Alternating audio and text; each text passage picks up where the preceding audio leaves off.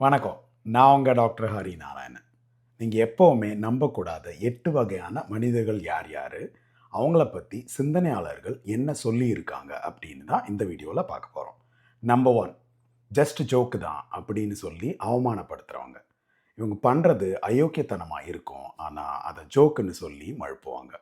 ஒருவேளை நீங்கள் கடுப்பானீங்கன்னு வைங்களேன், உடனே சும்மா விளையாட்டுக்கு தானே சொன்னேன், இதுக்கு போய் கோச்சிக்கிறியே அப்படின்னு பிளேட்டை மாற்றி உங்களையே குற்றவாளி ஆக்குவாங்க. இவங்கள பற்றி சிந்தனையாளர் ஆஸ்கர் வைல்டு என்ன சொல்கிறாருன்னா, நக்கல் அப்படிங்கிறது இருக்கிறதுலையே மகா மட்டமான புத்திசாலித்தனம் அப்படிங்கிறாரு. அதாவது ஒரு ஜோக்கு எப்போதும் உங்களை மட்டும் காயப்படுத்தினா அது ஜோக் இல்லை, அது மறைந்திருக்கும் பகைமை அப்படிங்கிறாரு. நம்பர் 2, தப்பை பண்ணிட்டு அந்த பழியை தூக்கி மற்றவங்க மேலே போடுறவங்க, பிளேம் ஷிஃப்டர். அதாவது தப்பெல்லாம் அவங்க பண்ணுவாங்க, ஆனால் பக்கத்தில் இருக்கிற நம்மளை குற்றவாளி ஆக்கிடுவாங்க. எப்போவுமே பொறுப்பு ஏற்றுக்கவே மாட்டாங்க. இவங்கள பற்றி சிந்தனையாளர் ஆல்பர்ட் எல்லிஸ் என்ன சொல்கிறாருன்னா, நீங்கள் உங்கள் பிரச்சனைகளை சொந்தமாக்கும் நாள் தான் உங்கள் வாழ்க்கை மாறும் நாள் அப்படிங்கிறார். அதாவது தான் பண்ண தப்புக்கு பொறுப்பு எடுக்காதவங்க ஒரு நாள் உங்களை பலிகடாவாக மாற்றிடுவாங்க. அதனால் கவனமாக இருங்க. நம்பர் 3, நான் உனக்கு நல்லது தான் நினைக்கிறேன் அப்படின்னு சொல்லி முதுகில் குத்துறவங்க.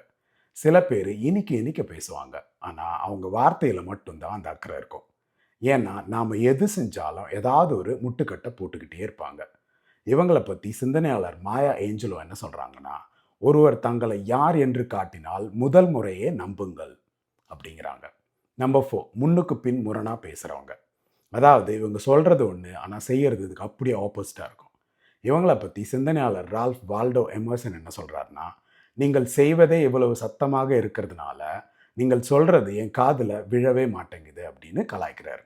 அதனால் இந்த மாதிரி ஆளுங்க வார்த்தையை நம்பாதீங்க. அவங்க செயலில் ஒரு பேட்டர்ன் இருக்கும், அதை கவனிங்க. மீதி 4 வகையான மனிதர்களை பார்ட் 2வில் பார்க்கலாம். இந்த பதிவு உங்களுக்கு பிடிச்சிருந்தா பார்ட் 2 அப்படின்னு கமெண்ட் பண்ணுங்கள். I'll see you soon.